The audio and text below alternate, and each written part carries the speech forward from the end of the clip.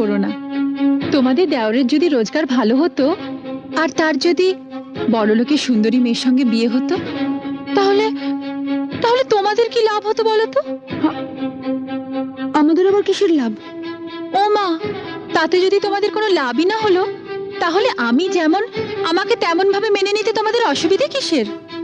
আমি তো তোমাদের বাড়া ভাতে ছাই দিতে আসিনি, বা আমি জোর করেও আসিনি।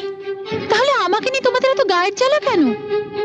বরং আমার স্বামী যদি বেশি রোজগার করত আর আমি বড়লোকের মেয়ে হতাম, তাহলে কিন্তু তোমাদের